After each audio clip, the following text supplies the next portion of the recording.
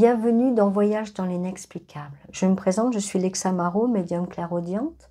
Certains me connaissent à travers mes différentes apparitions sur plusieurs chaînes de télévision il y a quelques années de cela, et d'autres me découvrent peut-être aujourd'hui pour la première fois. Ce que je m'apprête à vous révéler, je ne l'ai encore jamais partagé de cette façon. Je l'ai fait dans quelques conférences, mais pas de cette façon. Et je tiens vraiment à vous le partager.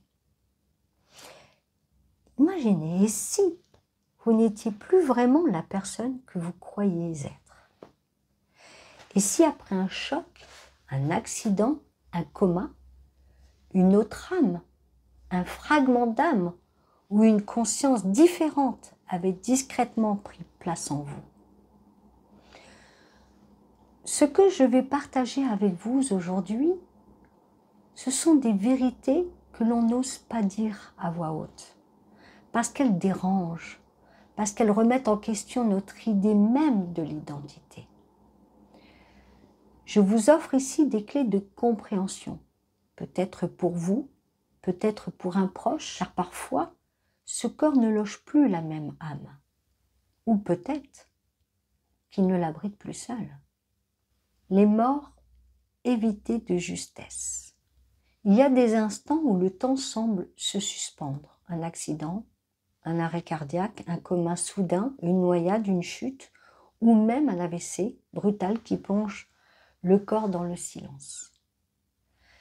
Ces moments-là, ceux qui les vivent ne les oublient jamais. Et pourtant, ils ne le savent pas toujours ce qu'il s'est vraiment passé à l'intérieur d'eux. Certaines personnes me racontent qu'elles ont vu la lumière, senti une paix immense ou quitté leur corps. D'autres ne se souviennent de rien, si ce n'est de ce trou noir entre l'avant et l'après. Mais ce qu'elles ressentent au réveil, c'est une étrangeté, un décalage. Comme si la vie avait repris, mais que quelque chose avait changé. Une femme m'a dit un jour, je savais que j'étais moi, mais pas tout à fait. J'avais mon nom, mes souvenirs, mais je ne ressentais plus rien comme avant. Ce genre de récit, je l'ai entendu bien plus souvent qu'on ne l'imagine. Alors, c'est un goût pour des aliments qu'on n'aimait pas, une voix intérieure devenue différente, une sensibilité exacerbée, une énergie nouvelle ou, au contraire, un grand vide. Et surtout, ce sentiment difficile à nommer, je ne suis plus la même personne. À l'extérieur, tout semble identique. Mais à l'intérieur, quelque chose a basculé. Et ce que certains décrivent comme un miracle, un retour à la vie inespéré, cache parfois un bouleversement silencieux. Une âme qui s'en est allée, une autre qui est entrée. Ce n'est pas toujours une substitution totale.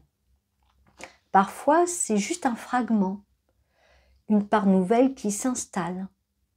Et parfois, c'est aussi une relève complète, comme si l'âme d'origine avait choisi de partir et qu'une autre avait pris la suite, dans le même corps, avec une autre vibration.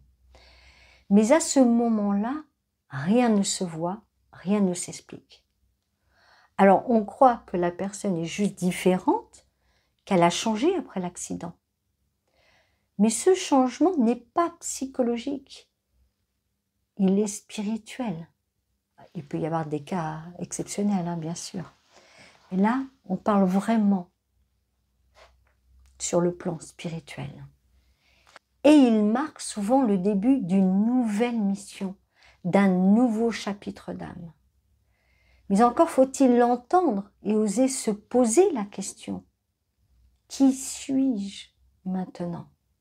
Walking et substitution d'âme. Le thème peut surprendre, il vient de l'anglais, c'est vrai, walking. Littéralement, quelqu'un qui entre. Mais dans le monde subtil, cela ne désigne pas un intrus, ni une entité négative. Un walking, ce n'est pas une possession, ce n'est pas une force obscure qui s'impose, c'est tout autre chose.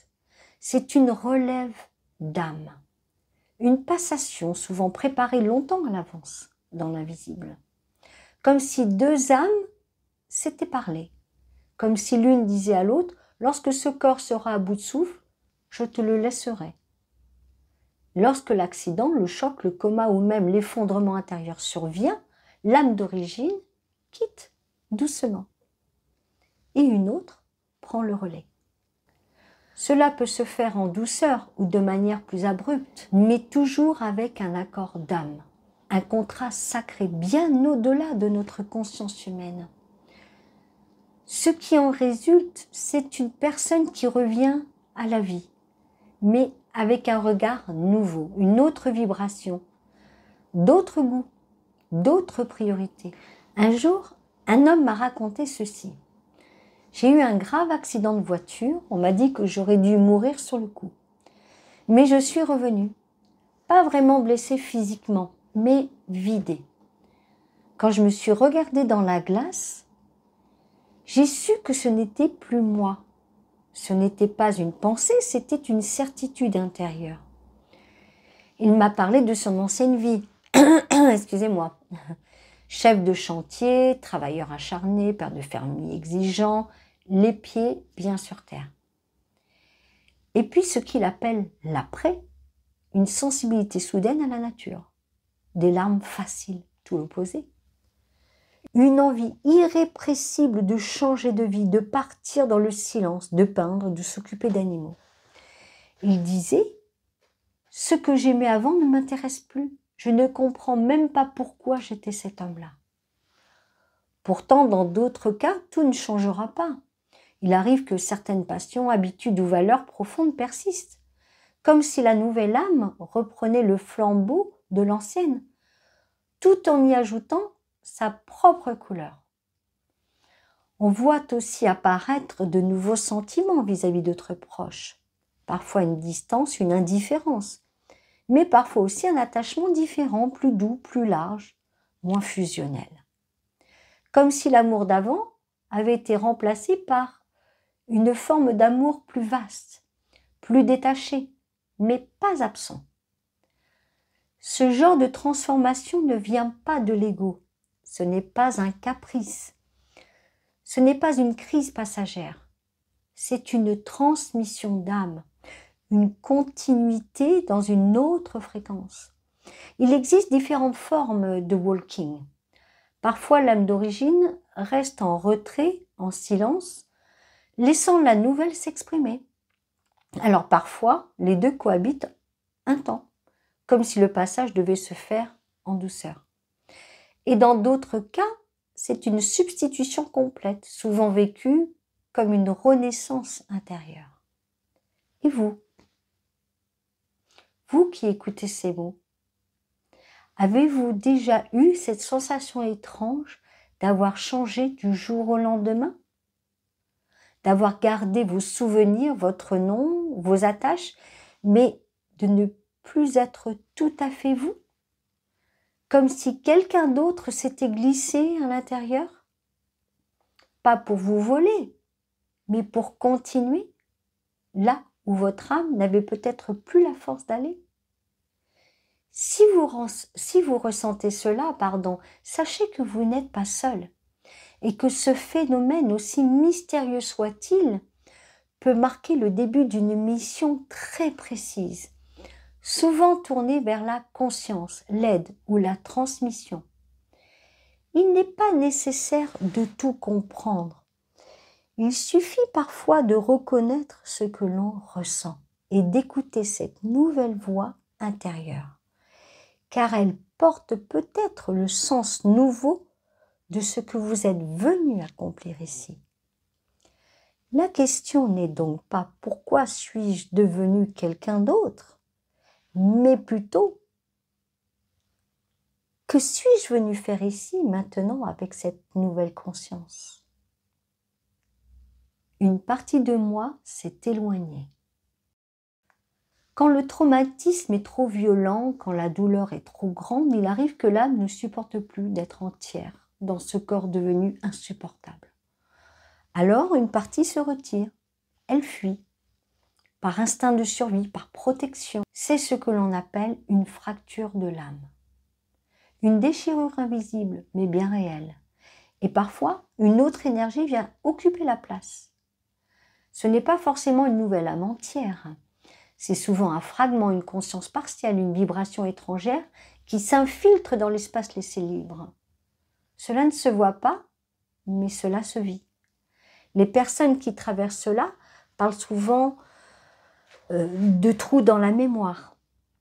Des pans entiers de leur vie leur échappent ou semblent flous, distants, comme si ce n'était pas vraiment leur histoire.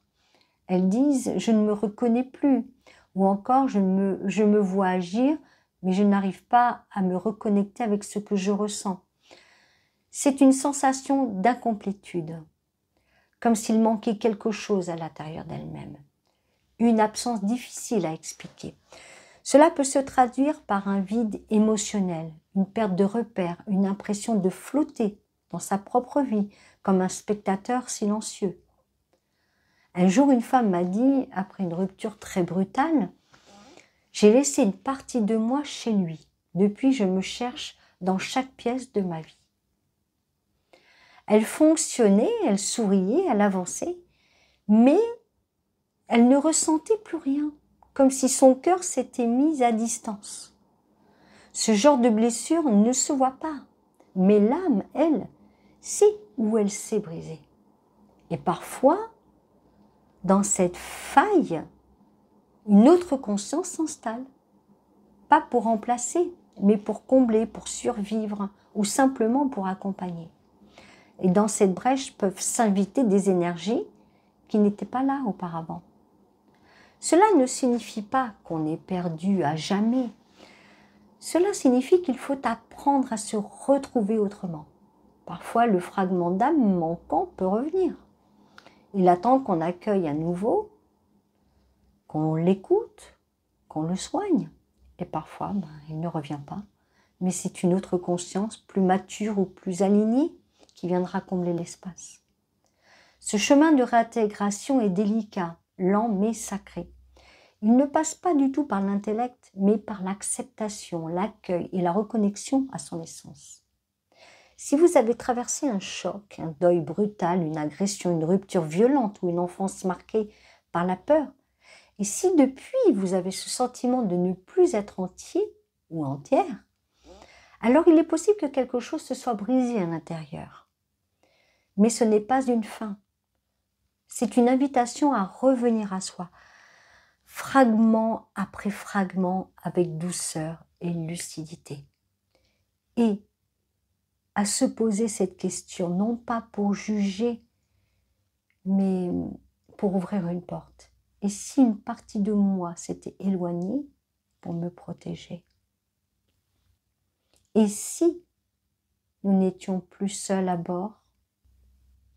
Et si certaines intuitions soudaines, certaines pensées inhabituelles, certaines émotions qui semblent surgir de nulle part, ne venaient pas entièrement de nous?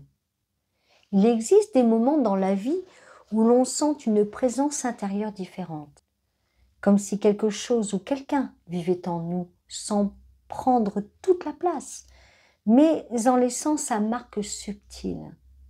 Ce n'est pas une fracture, ce n'est pas une substitution, c'est une cohabitation silencieuse, parfois apaisante, parfois troublante. Il arrive que deux consciences partagent un même corps pour une durée déterminée. L'âme principale est toujours là, mais une autre énergie s'y est invitée ou a été accueillie pour un temps. Cela peut arriver après un choc, une initiation spirituelle, une ouverture vibratoire. Mais parfois, cela se manifeste sans événement déclencheur visible, juste parce que l'âme est prête à accueillir autre chose. Les ressentis sont souvent subtils mais persistants.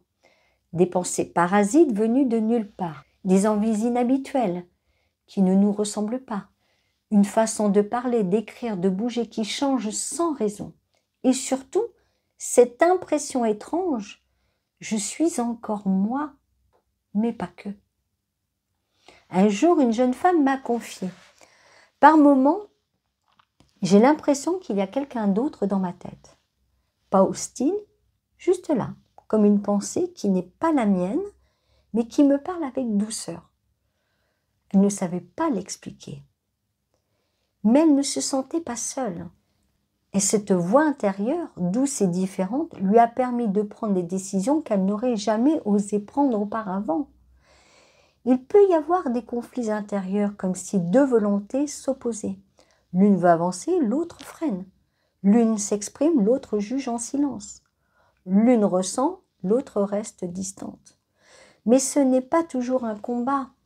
Parfois, c'est une guidance, une conscience plus sage, plus posée qui accompagne l'âme principale dans un moment difficile, une transition de vie ou une étape d'évolution. Des fois, c'est une conscience fragmentaire, une partie d'une autre âme qui s'est greffée temporairement pour nous transmettre une force, une mémoire, un regard neuf. Cela peut durer quelques jours, quelques mois ou plus longtemps. Dans certaines traditions anciennes, on parlait d'esprits alliés ou de présence de l'ancien, venu enseigner. Aujourd'hui, on ressent cela comme une présence intérieure qui n'est pas nous, mais qui nous aime, qui nous aide ou qui nous pousse à changer. Bien sûr, cela peut déstabiliser, mais ce n'est pas une anomalie. C'est parfois une étape de passage entre une ancienne version de nous-mêmes et une autre en devenir. Le corps devient alors un vaisseau de transition. Un lieu sacré où les consciences se croisent, s'observent, s'aident parfois à guérir ou à se libérer. Et si au lieu de chercher à comprendre immédiatement, nous apprenions à écouter cette autre voix sans peur, sans rejet, peut-être qu'elle n'est pas là pour un temps, pour vous aider à franchir une porte que seul vous n'auriez pas osé ouvrir. Quand l'âme change, les liens vacillent. L'entourage aussi change de point d'appui. Et souvent, les premières réactions sont la surprise, puis l'incompréhension. Les proches, les amis, les conjoints, les enfants parfois observent quelqu'un qu'ils croyaient bien connaître et qu'ils ne reconnaissent plus vraiment. Ils disent « Pourquoi tu as changé ? Tu n'es plus le même ou la même ?» Et parfois, ces mots ne sont pas dits à haute voix, mais on les sent dans le silence, dans les gestes, les regards. Car ce qui faisait lien, ce qui crée des habitudes, des repères communs, semble s'être effacé ou déplacé. Et alors même si le corps est là, l'âme, elle semble étrangère. C'est comme si la vibration n'était plus la même, comme si la fréquence relationnelle, avait changé. Il peut y avoir un malaise, une distance, une tristesse difficile à nommer. Certains s'éloignent sans trop savoir pourquoi. D'autres restent, mais ne parviennent plus à retrouver la personne d'avant. Et pour celui ou celle qui a vécu la transformation intérieure, cela peut être encore plus douloureux, car il ou elle ressent profondément ce décalage, sans toujours pouvoir l'expliquer. Il y a ce paradoxe, je suis là, mais plus vraiment moi. Et vous êtes là, mais vous ne me voyez plus comme avant. Alors parfois, il faut faire le deuil d'un lien ancien pour permettre à un nouveau lien de naître, plus aligné avec ce que l'âme est devenue. Et cela demande du temps, de l'écoute, parfois du silence.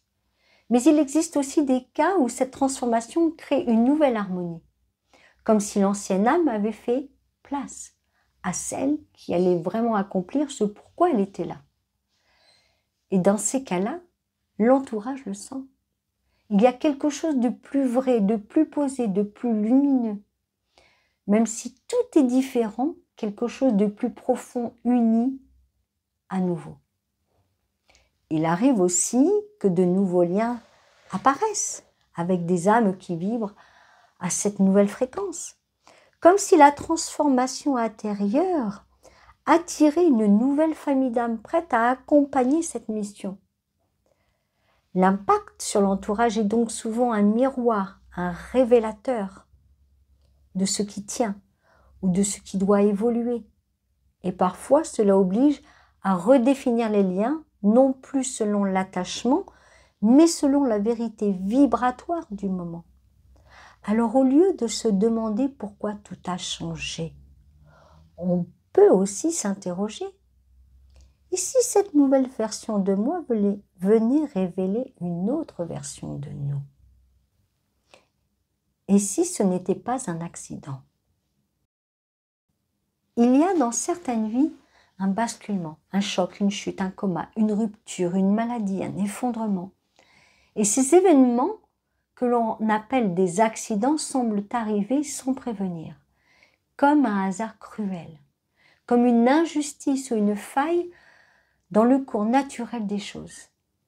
Mais dans la lecture plus vaste du chemin de l'âme, rien n'arrive au hasard. Parfois, ce que l'on appelle accident est en réalité une porte invisible, une faille sacrée à travers laquelle un autre souffle va pouvoir entrer. Ce sont des moments de bascule, des points de réinitialisation profonde, choisis non pas par l'ego, mais par l'âme elle-même, bien avant l'incarnation. L'âme savait, elle avait donné son accord, pas pour souffrir, mais pour permettre un réajustement du destin, un repositionnement de conscience.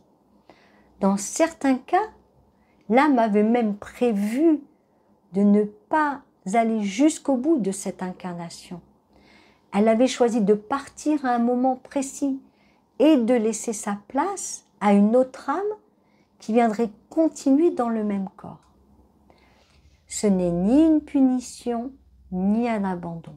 C'est une passation d'un plan à l'autre, souvent liée à des accords d'âme passés, à des missions complémentaires ou à un besoin urgent d'élévation vibratoire.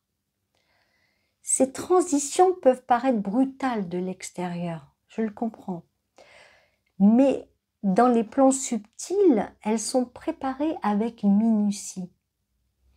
Ce n'est pas un chaos, c'est une orchestration, une synchronisation entre le moment de l'événement, le contexte karmique de la personne et la présence disponible d'une autre conscience prête à s'incarner immédiatement. Il arrive même que l'âme qui entre n'ait jamais eu besoin de passer par la naissance. Elle vient directement prendre la place dans un corps déjà formé, parce que l'urgence de sa mission ne permettait pas d'attendre une prochaine vie entière. Ce type d'entrée n'est pas fréquente. Elle demande des conditions très spécifiques.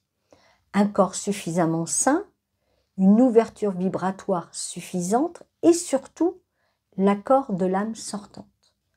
Et cela peut arriver à n'importe quel âge. À l'âge adulte, à la suite d'un accident, d'un burn-out, d'un coma ou d'une rupture profonde. Parfois même dans la vieillesse, quand l'âme d'origine a terminé ce qu'elle était venue accomplir, mais que le corps reste disponible pour une autre conscience. Car l'âme ne suit pas le temps des calendriers. Elle suit le temps de l'âme, celui des accords invisibles, des cycles sacrés et des missions qui attendent leur heure.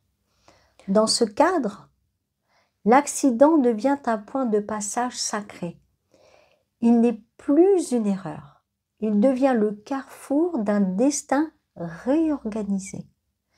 Et ce destin réorganisé n'a pas pour but de faire revivre ce qui a été détruit, mais de permettre l'émergence de quelque chose de plus juste, plus aligné, plus essentiel. Cette réorganisation touche très souvent un ou plusieurs aspects concrets de la vie. Ça peut être le chemin professionnel, les relations sentimentales, le rapport à la spiritualité, à la création, au corps ou encore au sens même de l'existence. Il ne s'agit pas seulement de vibrer autrement, il s'agit de vivre autrement. La nouvelle âme ou la conscience qui prend place ne vient pas pour réparer une vie passée. Elle vient pour réorienter le flux, pour mettre en œuvre une mission qui ne pouvait être accomplie autrement. C'est pourquoi, après un tel changement, les anciennes passions, les relations d'avant, les attachements profonds peuvent perdre leur sens. Ce n'est pas une perte, c'est une redirection. L'âme suit un autre axe. Elle entre dans une autre version de ce qu'elle devait accomplir ici. À l'échelle de la conscience, ce genre de transition est un acte d'amour et de confiance. Une âme qui accepte de laisser sa place n'est pas moins forte. Elle est juste arrivée au bout de ce qu'elle devait traverser dans ce corps et elle offre alors un passage, un relais. De l'autre côté du voile, cette décision est honorée car elle permet la continuité du vivant sous une autre vibration. Voilà pourquoi certains changements de vie sont si radicaux, si soudains, si profonds, parce qu'ils ne viennent pas d'un choix mental, mais d'une reconfiguration de l'âme elle-même. Rien de tout cela n'est une erreur. Ce n'est pas une chute hors du chemin. C'est une bifurcation sacrée prévue depuis longtemps pour que l'âme puisse, à travers un autre élan, accomplir ce qu'elle était venue révéler dans cette vie. Ce que l'âme révèle en silence. Si vous êtes encore là à m'écouter, c'est peut-être que quelque chose en vous a vibré. Une mémoire oubliée, une sensation ancienne ou simplement un écho que vous ne pouvez pas nommer, mais qui vous accompagne. Ce que vous avez entendu ici n'est pas une vérité figée. Ce sont des compréhensions, des pistes, des fenêtres ouvertes sur l'invisible. Derrière chaque transformation intérieure, chaque rupture de soi, chaque bouleversement brutal, il y a peut-être un accord d'âme, un passage sacré, un changement de fréquence prévu bien avant votre naissance. L'âme n'est jamais perdue. Elle change, elle s'adapte, elle se retire parfois, elle revient autrement et elle continue son chemin, même dans un corps qu'elle n'habitait pas hier. Rien n'est figé, rien n'est une erreur. Vous n'êtes pas folle ou fou, pas instable, pas cassé. Vous êtes peut-être simplement en train d'honorer un contrat invisible. Un contrat qui vous pousse à être plus vrai, plus aligné, plus présent ou présente à ce que vous êtes venu incarner ici. Merci d'avoir voyagé avec moi dans cette traversée intérieure. Alors j'ai un petit message pour vous. Quand votre âme change, ce n'est pas la fin de ce que vous étiez, c'est le commencement de ce que la vie attendait que vous deveniez.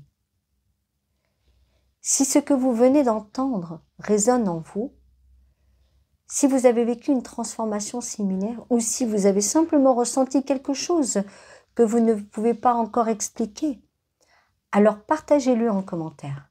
Je vous lirai avec attention et peut-être que vos mots aideront d'autres âmes à se reconnaître.